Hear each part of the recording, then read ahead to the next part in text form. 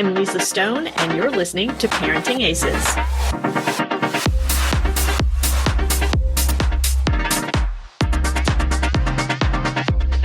Welcome to Season 9 of the Parenting Aces podcast. I'm your host, Lisa Stone, and man, do we have a great show for you this week. My guest is Coach Elliott McDermed from the Kansas City area, and Elliott last came on the podcast in December of 2015, which is crazy. I went back to listen to our last show and could not believe when I saw the date on it. There will be a link to that last podcast in the show notes on ParentingAces.com. So please be sure and check that out. He was incredible in that first episode, and if it's possible, even more incredible in the one you're getting ready to hear. So I'm excited to share Elliott and his knowledge with all of you.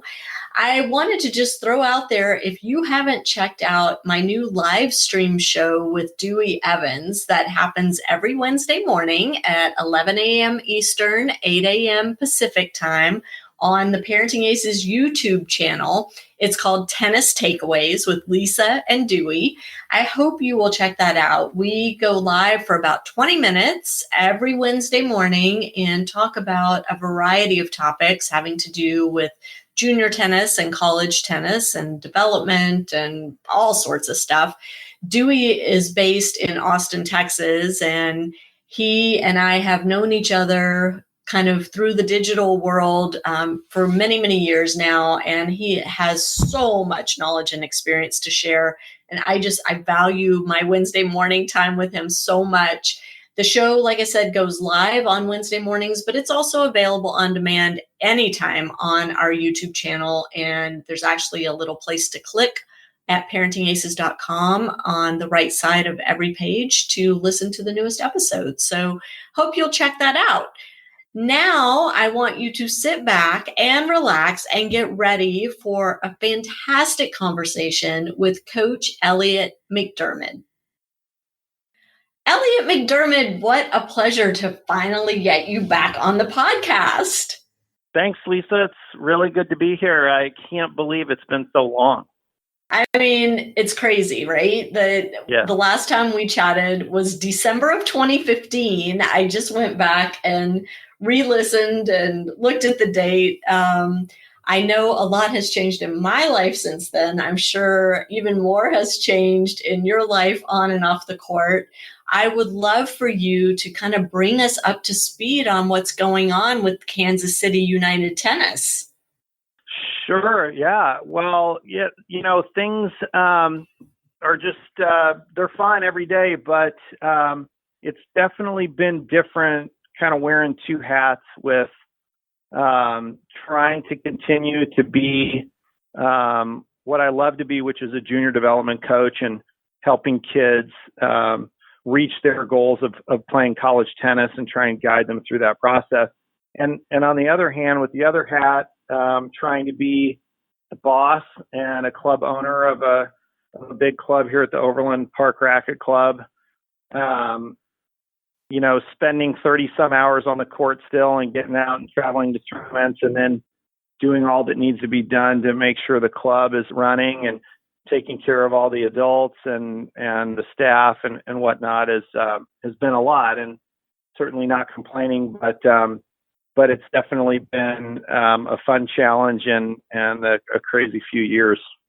Yeah, it sounds like it. And I mean, looking at the list of graduates that have gone on to play college tennis from your program, it's so obvious where your passion lies, and just the amount of success you've had coaching these kids to be ready to play college tennis, I think is such a testament to you and your program. So congratulations on that. Well, thanks. I hadn't taken stock on it until you and I had talked about coming back on the show. And so I went back and I recounted all the numbers, and then I talked to my business partner for forever since we founded Case United was, Eric Rand. And we were talking about, out of those 81 kids since 2008 that have gone on to play college tennis. 51 of those 81 went and played D1 tennis, and the other 30, and a growing number actually, have been choosing Division III and some portion of D2 and NAIA. So you just made my heart so happy. You have no idea.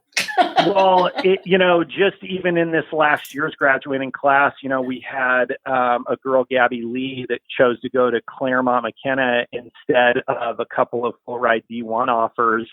And she's chosen that for, same reason why, Teddy Fitzgibbons back in the day chose to go to Middlebury. They just want that balance, as opposed to, everything that comes with being a Division I player, because we had a set of twin girls, the Kuckelman twins. This year they went and played at Nebraska and are playing in the Big Ten, and that's such an all-encompassing thing. But each kid's different, and that's just part of the process, is kind of figuring out what they want out of that 4-year experience, and that experience and what they want, I think, is definitely changed a lot, even since the last time you and I talked. Well, and I was getting ready to mention that. So the last time we talked about what playing college tennis does for these kids long term, not just the tennis piece of it, but the life skills that they gain and the job opportunities and all of that.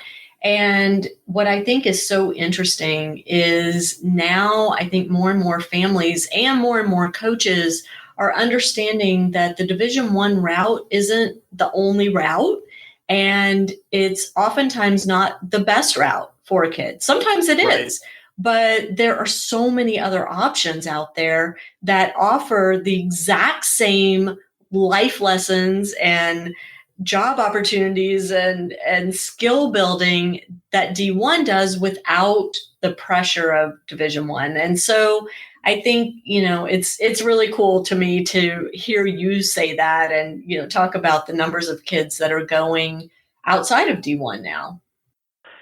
I couldn't agree with you more. And I think that experience and knowing exactly what you want out of it, we tell kids now, if you say that you want to go Division I, you're saying that you want that to be your entire college experience, and you absolutely love tennis, and that is all that you want to do.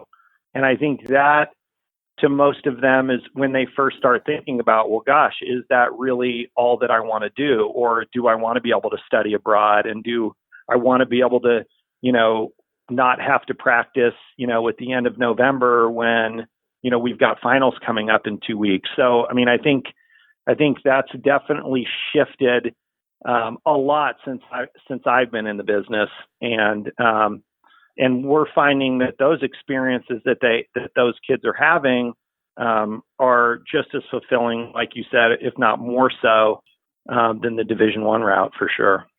Yeah, and what's so cool is whether it's Division I or whether it's NAIA or junior college or whatever, being able to put on your resume that you played collegiate varsity tennis carries the weight. It doesn't matter which division it is. It's the fact that you made that commitment to not only your studies, but also to your sport that potential employers love. They just eat that up. And I've talked about this before, but my goodness, when my son was interviewing after he graduated from San Jose State, he would spend 5 minutes in the interview talking about his school and, his goals and dreams for a job. And then the other 55 minutes of the interview would be spent talking about his college tennis experience. Right. So, people they love collegiate athletes. And so anyway, but that we're off on a tangent. I want to bring us back to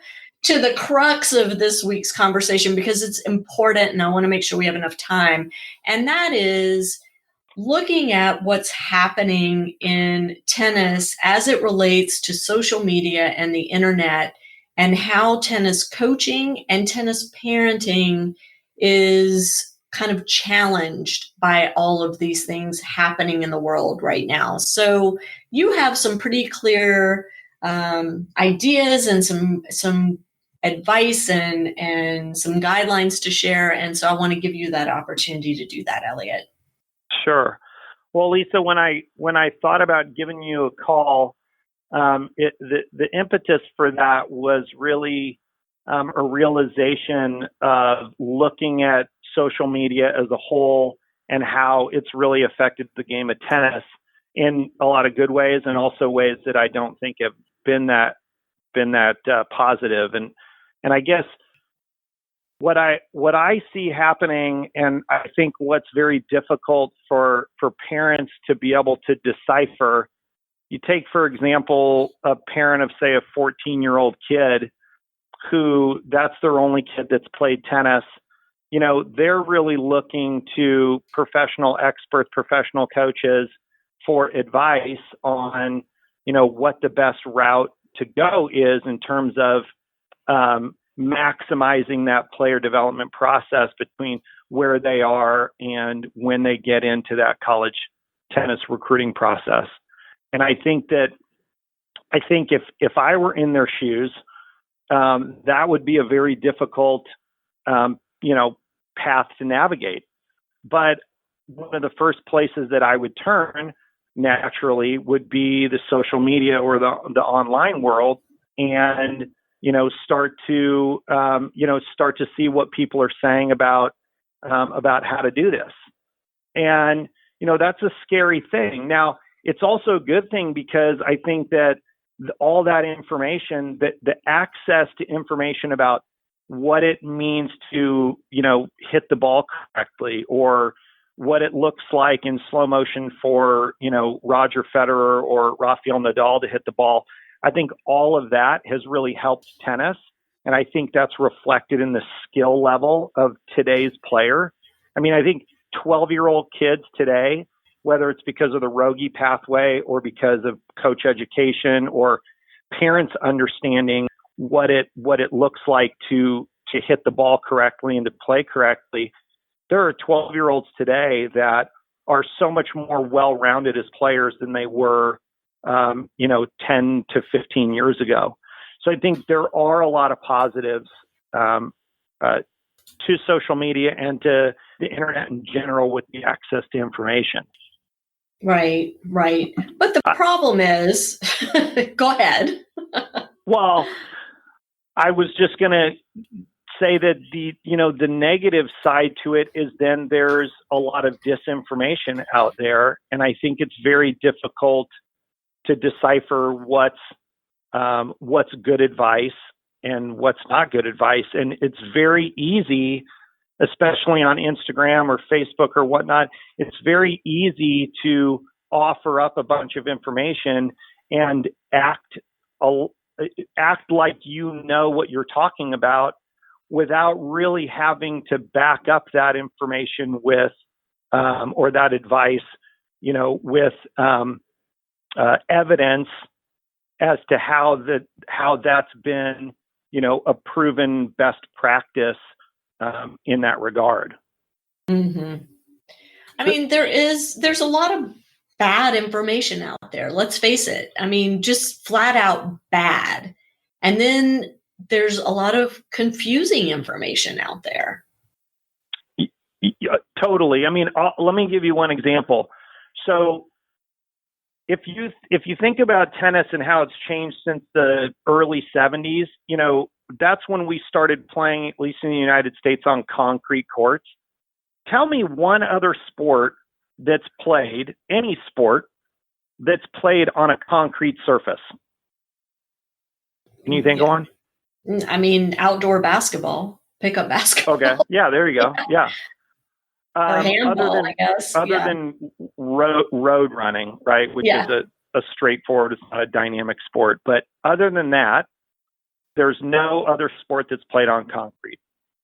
And yet, when you go online and look at videos about how to do, say, speed and agility training or any kind of plyometric training for tennis, you see a lot of people doing demos of those things on a hard tennis court, which could not be a worse thing that you could do for your junior tennis player going through all of the changes that they're going through, the physicality of what they're doing, to augment what they're doing on the tennis court, which they have to do unless you have just easy access to a clay or grass court. You're going to be pounding away on that hard court no matter what. So the last thing that you want to be doing is then adding to that pounding by having kids doing a bunch of jumping, changing directions, all of those things on a concrete court. And yet those things are everywhere on social media. So, that's just one example, and nobody would know that, right? I mean, you would just look at a drill that, they're jumping over this pylon, they're doing, you're doing these ladder cone, whatever. And you go, oh, wow, that looks great. Well, maybe my kid should be doing that. And maybe I'll show that to my coach, and then maybe they'll do that. And there's when you stop and think about the legitimacy of that, you don't really question, well, yeah, okay, that's on a hard court. Why isn't that being done on, a gym floor, carpet, rubber, AstroTurf, something like that. So I think, we could get into the weeds on, all the drills that people do. I think any drill where somebody hits tennis ball is a good drill, So I'm not here to argue that, but I think that we have a problem in tennis. I think we might have talked about this the last time too. We have a problem in tennis with self-professed experts. And it's a very difficult sport to regulate who really knows what they're talking about. Well, right. And on top of that, even if they're not self-professed, but rather have the right letters behind their name, meaning USPTA or PTR, we found out on this podcast about a year and a half ago that those organizations don't even test on the things that coaches need to know to develop a junior player. Correct. That's not part of the training and testing to get the certification. Correct. So, when I found that out, my mind was blown. I was like, you got to be kidding me. I've been telling parents for the last 8 years to make sure that you hire a certified coach, but that doesn't mean that coach has any knowledge or training on what is necessary for your child to reach his or her highest potential. Sure.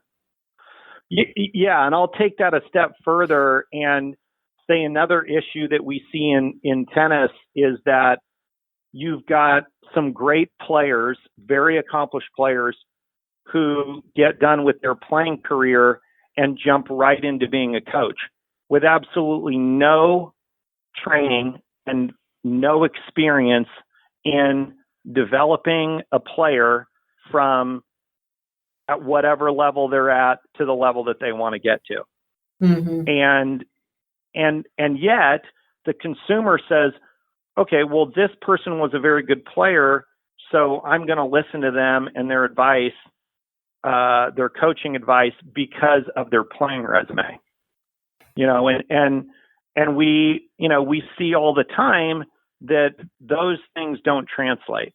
Having a good playing background does not translate to having a good coaching background. Right. And it can. It can for sure, but it also cannot, right? Correct.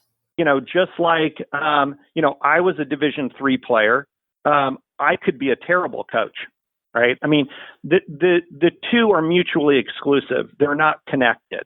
Mm-hmm. And I think you see that in sports like college basketball and college football and even in some cases at the professional level, that those are not direct paths to success from a playing background to a coaching background.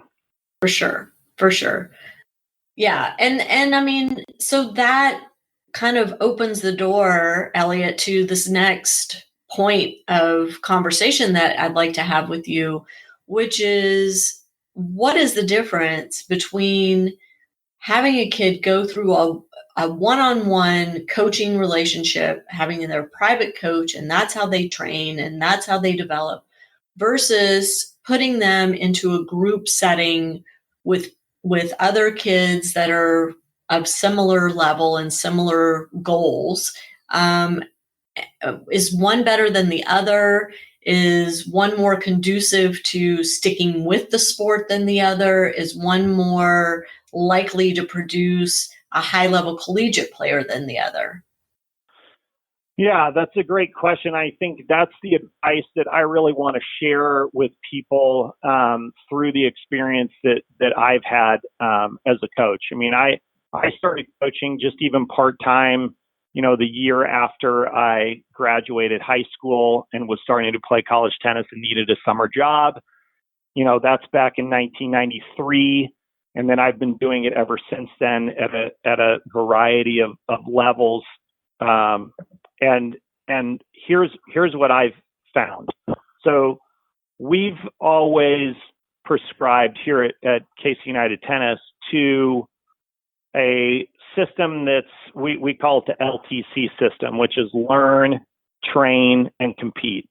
And so the learning is going to happen in a lesson with a coach where it's almost like a study guide of what you need to be focusing on for the time between, that lesson and the next one. And then the train part of it is take what you learned from your coach in that one-on-one or two-on-one situation and go and train what it is that you're working on. And then the last part of it is take what you've trained and go test it in competition, whether that's, practice competition or match competition. So that's the way that we've always looked at the development process, kind of at a 10,000 foot level. Mm-hmm. So the pitfalls to that are that when you go from the learn time with the coach, which is a great time, it's where you develop rapport and you build a lot of those mindset portions of this process where the kid begins to believe in themselves. They have a clear path. They learn to concentrate better. They become inspired, whatnot. But to go from that stage to the train and compete stage is where I think people have a tendency to, whether it's the player, but I think it's mostly the parent, kind of get sucked into what seems like a better plan. And then they're sold on that plan by a coach who really, I think, is just from a standpoint, if I were the coach and I was promoting this way of doing things, which is, hey, you need to be with me one-on-one all the time because that's how things are going to get done. And I think that we're seeing a growing number of that, growing number of coaches and professionals through, their online promotions that are saying that's the way to go. And I think it's very easy to get sucked into that because of a couple of things. One, that's a very protected environment, and it's very easy for the parent and the kid, mainly the parent because they're paying the bill, to control that environment. And in controlling that environment, they're protecting the kid, which every parent wants to protect their kid. So they're protecting their kid from failure or from, what might look like their kid is not getting all of the attention that they deserve. And so I think what happens then is they go into a more of a personal, private situation, a very controlled environment, and they lose the ability to really do what you need to do in tennis matches and as a person as a whole to be successful in the long run. So I go back to the point that you made about how tennis is where you learn all of these skills that are going to help you out there in the world. I tell kids and their parents all the time, for the most part, you're going to be done with your tennis career at 21 or 22 years old. and you have another 70 years of your life, hopefully, where you're going to live as a regular person. And the skills that you learn within this tennis process are going to arm you with the skills to be successful in those 70 years. And so to me, that's where the passion lies for me as a coach, and also for everybody that works here for me, is that this is really a life training environment. It's not really a tennis training environment. We just use tennis as the vehicle to teach those things. But when you pull that player into a situation where you're going to control every step of the pathway and you're going to protect the kid from all of those failures that they're going to learn in the sport, then you basically have just, you've really done them a disservice. But there are coaches who will say, yes, that's the right way to go because this is how we're going to optimize this player's, ability level. Well, and if you look at, for example, a Coco Gauff, okay, that's kind of the environment she came up. I mean, her dad coached her, and she's, the kid's 16 years old now, and I mean, she's had a private coach for how many years? I don't know the answer to that. Right. But I think this is another mistake that we all have a tendency to make, is we look at an example, and I always say that to be a high-level professional tennis player, especially someone like Coco Gauff, who is such an outlier, and to use that as the example, I think is a real slippery slope, and I think it's a mistake. I agree with you 100%, but that's the pushback that I hear. My kid wants to be number one in the world. In order for her or him to be number one in the world, this is what we have to do because this is what, name the player did. And the chances of a child becoming number one in the world are so slim.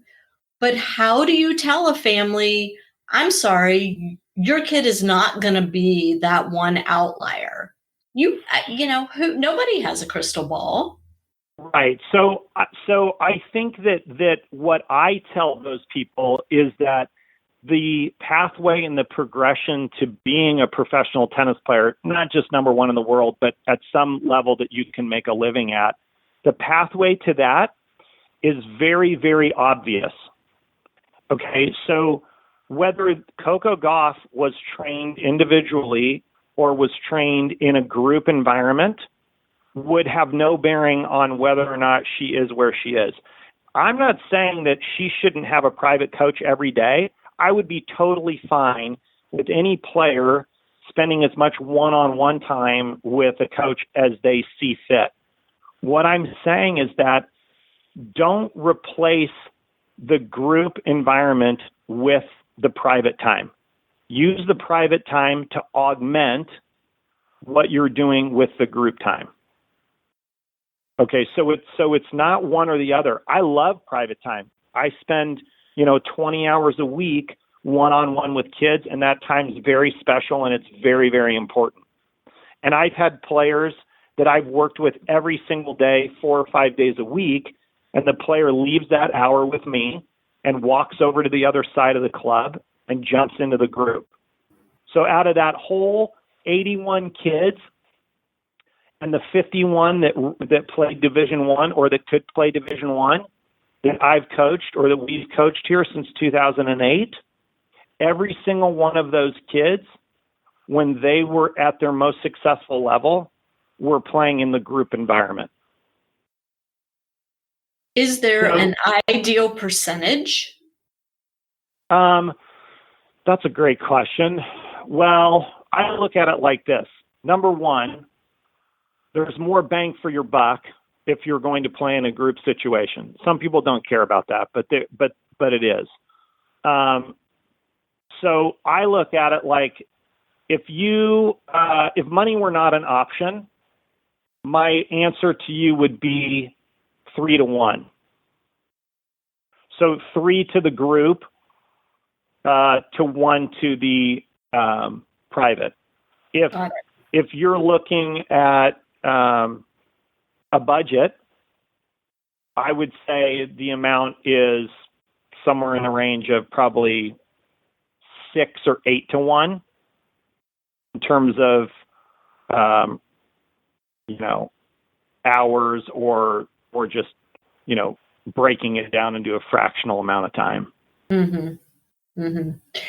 And then where does the competition piece fit into that? How many hours of learning and training need to happen prior to competition? Or can you put a number to that? Because that sure would make if we could tell people that, we could make $1 million, Elliott. Well, I really think so. I'll tell you this. I think the ideal number of time in a week to be spending on training, if you want to try to be as good as you can be, and everyone's different. If you're going to try to maximize your time, and whether you're homeschooling or whether you're going to school, that number is about 20 hours a week. So that's taking into consideration your gym time, your match play time, the training, the lessons. It's about 20 hours a week, maybe 22. But if you're doing that and you're excelling in school, you're very, very busy. Mm-hmm. About the tournaments, one point that I think is really important that parents understand is that the most successful players that we've had in terms of whether they've improved at the fastest pace or they've achieved the most in junior tennis and on into college, those are the players that do everything they can to have a coach with them at a junior tournament. And there's a lot of coaches that don't travel to tournaments, and that's part of the reason why I still travel to tournaments, because of the importance of that in the entire process. I cannot accurately coach a kid if I don't see them compete on a fairly regular basis. It might only have to be a couple of times a quarter, but it's very, very important. And the reason for that is because kids are very willing to listen at tournaments, much more willing to listen there than they are at home. And they also need to have a professional point out to them the failures that occurred and what the learning opportunity there is from those failures. I think if it's just a parent there, I think a lot of the emotion gets involved and there's not as much learning and there's not as much perspective. So again, I'm not just saying this, I'm telling everybody that this is the track record of the players that we have had that have been the most successful. They have invested more in the coaching at the tournaments. And I will be the first to say to any of my clients, take less private lessons from me and use that money to have a coach at the tournament. Interesting. So I'm not against the one-on-one is what I'm saying. I'm totally for the one-on-one. What I'm against is taking the kid out of a group environment and putting them in the one-on-one. So let's go to this. Let's go to this point. So you brought up the Coco Gauff, right? Yeah. But I can back up that the group situation over the course of time, since at least I was playing junior tennis, which was back in the early 90s, all the way through this whole time that I've had as a player and then as a coach, most of the examples of great players, whether they're world-class pros or really good college players, have been developed in group situations, really pressure cooker environments that really draw the best out of those kids. And a lot of times it gets ugly. It gets really ugly. But the players that hang in there and the parents that can stick it out and not get emotional, those players are the battle-hardened best competitors out of all of them. So we can go back to the Nick Bollettieri days when he was really in control and when he had started that program. Everybody's got all kinds of opinions about Nick Bollettieri, and I do too. But I'm going to give that man a lot of credit for putting players into a pressure cooker environment, and those players emerged as very, very good competitors. Whether it was the Sharapova days, those girls that were there was a group of girls, whether it's Sharapova, Vidasova, I can't think of all the names that, they're in a group and they're battling every day. Now, as they got closer to being professionals, they began to gravitate away from each other into their own camps. But when they were forming that, that competitiveness and that drive, they were in that environment. You could say the Spaniards, whether it was, Carlos Moya, Alex Corretja, I don't know if people know these names, and a very, very young Rafael Nadal looking up to those guys, they were all battling each other. There's the Australians, the Woodies, every country, and this is just at the pro level, every country that kind of has their heyday, it comes and goes. But when they have their heyday, they have a core group of players that have battled each other over and over again all through the juniors.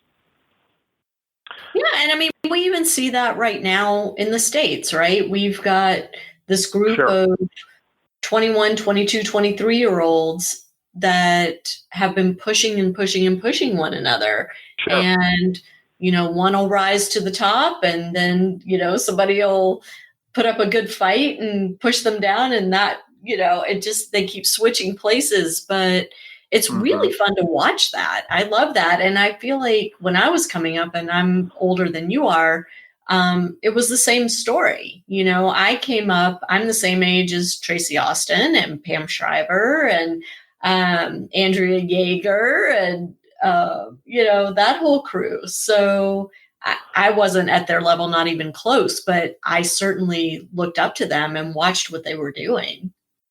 Yeah, and I think that is part of why we are having success at the pro level now as a country, is because of that shift that's been made. The USTA has done a better job in the last 6 or 7 years of bringing the best players together and having them battle each other.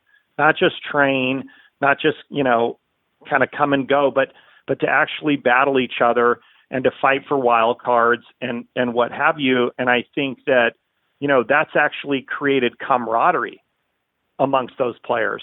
And that's another advantage to the group environment that I think really gets overlooked by parents.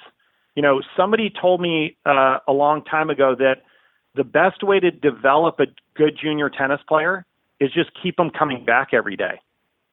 And I think one of those things that gets that kid out of bed early or gets them to the club on a Saturday and gets them playing that practice match or coming to the clinic or taking a lesson is being part of a community and coming where your friends are and really having fun playing tennis. And I think parents have a tendency to lose sight of the fact that this is a sport, this is a game, it's supposed to be fun. Now, your kid's gotten really good at this game, but that's not any different than, playing ping pong or shooting pool. It's just that you've gotten really good at tennis. But at the end of the day, that kid wants to have fun.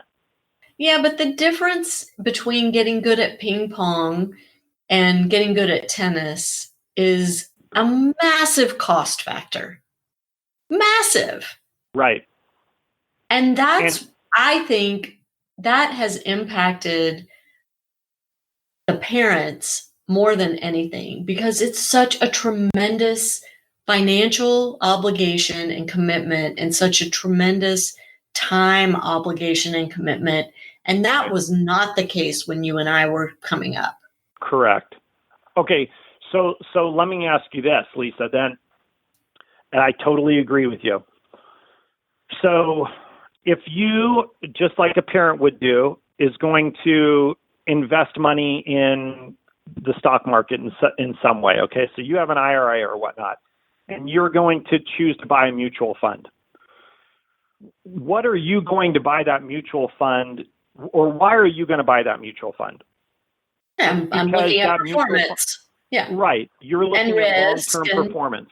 Yeah. Right? And risk. Yes. Okay.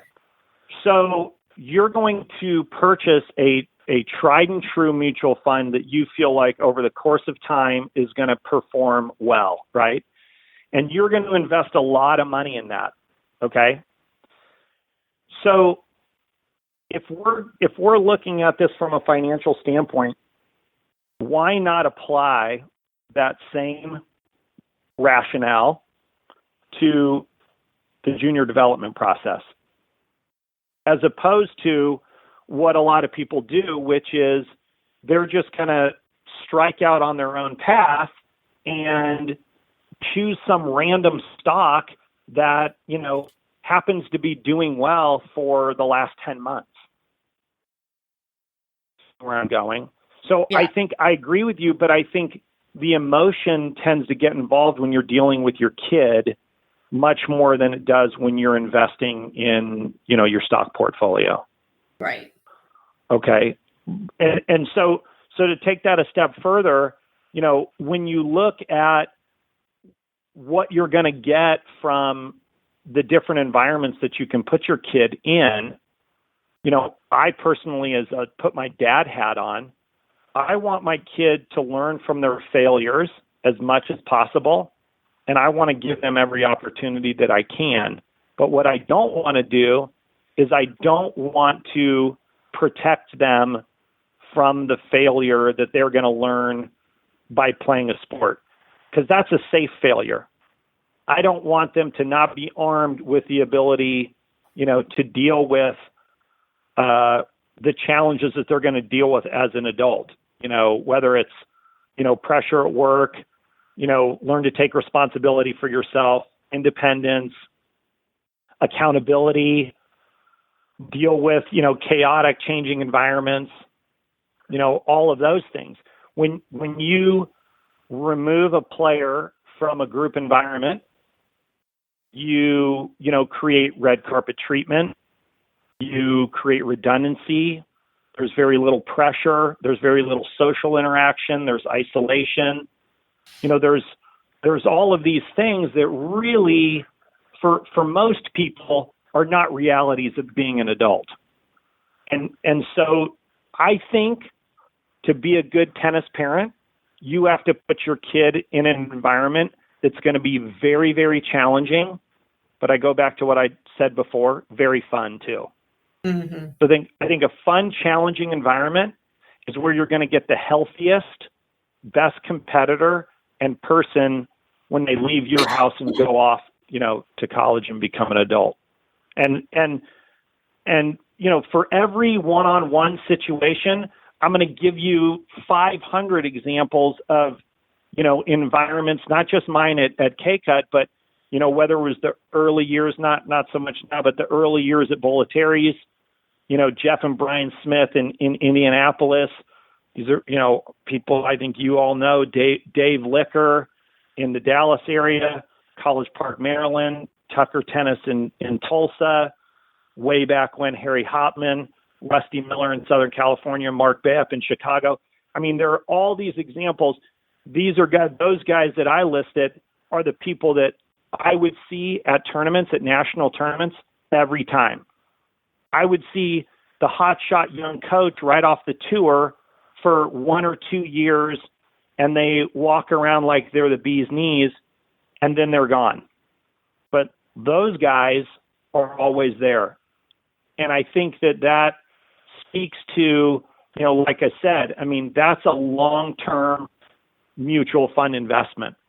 And I think that the way that again, bringing it back to social media, the way that this has changed is it's way too easy to profess that something else is better as opposed to looking at, well, what's the track record? Right. And I think, as a parent, trying to find the best coaching situation for their developing player, looking at track record, as you suggest, Elliott, is really what matters. Looking at track record and then backing that up by talking with other parents that have had their children in that program and hearing from the parents what their experience is or was, and making a determination then if that feels like it could be the right fit for your family and your child. Do you agree with that? Totally agree. And I think sometimes finding that information is still difficult. I think it's hard, even with everything that we have online. I think it's very hard to kind of sift through the smoke and mirrors sometimes and to actually see, not like, well, what's the flavor of the month? Is this guy over here coaching, one or two good kids, but what's their track record over time? What's the health of these players that have been through the program? It's the same advice that I give to parents when they get into the college tennis process and they're going through the recruiting process. Just like you said, go to past players that have played in that program for that coach. Look at the experience that those players have. It's the same principles, but it's difficult sometimes to really find that and to get accurate information. And I hate to say this for young coaches that are doing a really good job, but I think that coaches that have been in this business for a long time and continue to develop good players, I think they have an advantage, and that the young guys that really want to cut their teeth just need to get out there and put the player first and do the very best genuine job that they can. And over the course of time, it took me a good 10 years before I could say, okay, I've really become an expert at this. It wasn't something that I got out of college for 2 years, coached a little college tennis, and all of a sudden, I know everything that I'm talking about. So I think that's another challenge that parents have to deal with today is, well, how do I really know that, this coach is giving me good advice? Yeah, it is a challenge. And, one of the things I have been kind of preaching for since I started Parenting Aces is this whole notion of the importance of having mentors. And, if you have a kid who relates better to a young coach, that's great. But that young coach should be consulting with somebody more experienced, should have somebody they can go to for advice to bounce ideas off of. Not necessarily that they have to be working for a more experienced coach, but at least have somebody that they trust that can talk them through potential conflicts or, issues that may come up that they just don't have the experience to deal with yet. For sure. Yeah. And that so often doesn't happen, and I think the responsibility that those coaches have, especially the young coaches, that they have to guide that player and to teach those players, that player, good ethics, right from wrong, the do's and don'ts, and just how to be proud of what you do, what your brand is as a player and as a person. I think that many of those young coaches, which is why they need that mentor, like you said, they don't recognize the responsibility that's there.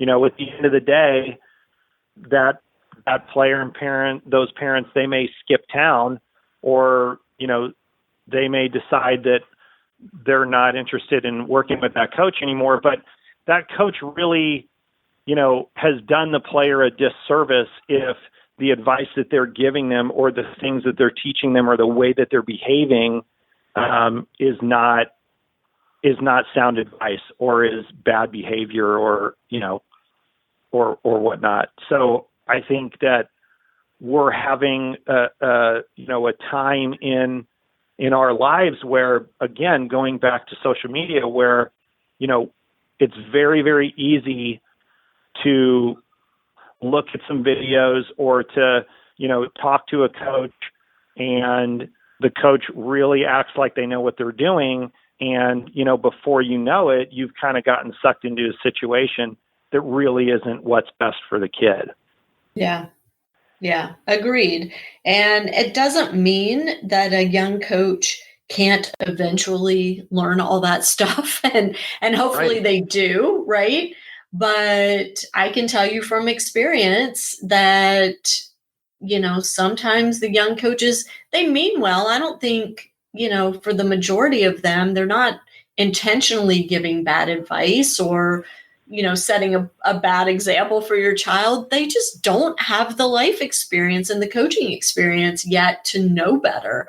And I mean, I've seen it happen a million times. It's happened, in our family. So I get it, but the onus always is on the parents to ensure that their child is getting the best possible coaching available. And listen, we know that not everybody lives in a place with access to coaches like you, Elliott McDermed, but there are great coaches available via email, via FaceTime, via whatever. We have so much technology now that even if you can't find someone local, you can certainly supplement what you've got locally with something more experienced.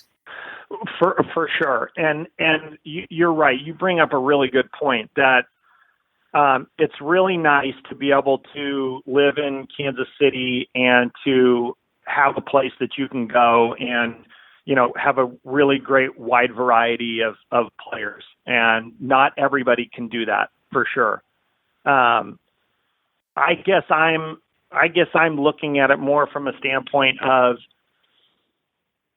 if you have players around you, whether they're better than you, as good as you, or not as good as you, and you can practice with them, that's what you should do, and you should do it as much as possible. Because you're going to encounter all of those situations when you're in a tournament, right? So it's about a third of the time you're going to have to beat someone that you really should beat.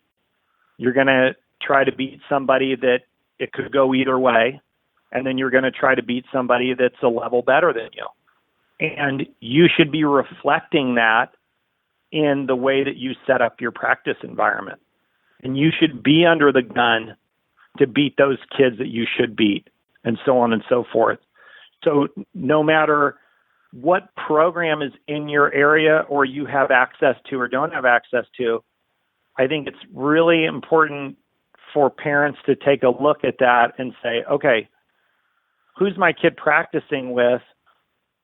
Is my kid getting a lot of different variety, whether it's in tournament play or in practice play or in, a clinic environment or what have you, where they're getting a lot of different looks, as many as they can get? Mm-hmm. Because all the time, I'm sure you've had other guests on the show, but who've said that all the time, I have a parent that parents that come to me and say, well, my kid needs to be playing people that are better than them. Right. And my, what my response is? Okay, the problem is that then the person that you're playing is coming to me and saying the same thing because they're playing a down match. I mean, if everybody was playing up matches, nobody would ever play anybody. Right. And who does number one practice with? Right. I mean, and sometimes number one isn't good enough. I mean, I always find that interesting too. When a player has a lot of success, it's oftentimes at that point where they start looking around and go, well, now what?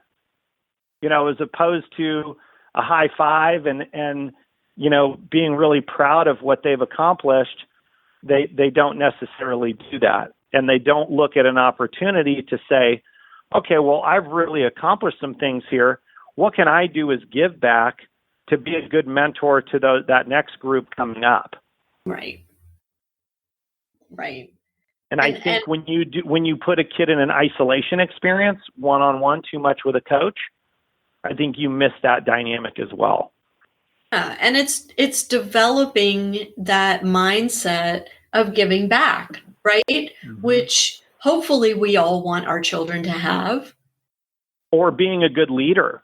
I mean, I would love for my kids to grow up and be good leaders. And Absolutely. Becoming a good leader, I will tell you now, in this environment that I'm in, we have 17 coaches in this building that look at me for leadership. It's a very, very difficult place to stand. And to be able to teach leadership to young people, I think is a huge opportunity, and one that parents sometimes don't realize how difficult that is to do. Mm-hmm. And it's a lot of the time, it's simply by modeling, right? It's not even that you're actively teaching, other than modeling the behavior that you're hoping the child picks up on. So, I mean, they're just, God, parenting is so hard. And parenting an elite athlete just adds another level of difficulty to the equation. And it's not just an elite athlete. It's an elite student, an elite artist, whatever your child is pursuing in their life. You know, it just adds a level of challenge to an already so difficult job of raising human beings to be productive members of society and, you know, make a positive mark in the world. So, I mean, kudos to everybody out there on the path, and kudos to the coaches who recognize this challenge and are willing to be out there day after day after day, being a positive influence over our children, taking them under their wing. And, you know, people like you, Elliott, really just make the world a better place. So thank you for everything that you're doing to not only create great tennis players, but to create great humans. Well, thanks. And Lisa, I want to just say how appreciative I am that you have this great platform with Parenting Aces to help inform tennis parents. I am so passionate about what kids learn from the sport and how they learn those life skills that, you know, getting out there and just having this conversation with you, or, you know, anything that, you know, that I can put out there that people can take something positive from, I think, is something that I really, you know, value and I take a lot of pride in being able to do that. Well, I appreciate you taking time out to do this because I know how busy you are. If our listeners want to reach out to you, what's the best way for them to get in touch? And I'll put this in the show notes too, so don't worry about taking notes, people. Sure. I think an email would be great. You know, it's Elliott at opracquetclub.com. Great. And we'll include that in the show notes on parentingaces.com. So don't worry. You can click and send Elliott an email and just tell him how much you appreciate his knowledge, and also ask away if you have questions about either your child's current experience or you know, specific questions about development or tournaments or whatever it may be. Elliott has been around. He is a font of information, and he is so well connected in the tennis world and can really help you regardless of where you are physically located. You know, he'll know somebody nearby to send you to, right, Elliott? Well, thanks. Yeah, that's really nice of you to say. I'm just appreciative that we've had this time to talk and opportunity to kind of voice my opinion on this whole crazy junior development process. Well, thanks. And I love chatting with you. And to our audience, thank you so much for tuning in. And we will catch you next time on Parenting Aces. I'm Lisa Stone, and you've been listening to the Parenting Aces podcast. For tennis parents, by a tennis parent. If you like what you've heard, please subscribe to us and write a review on iTunes. For more information on navigating the junior and college tennis journey, please visit us online at parentingaces.com. Thanks for tuning in and sharing us with your tennis community.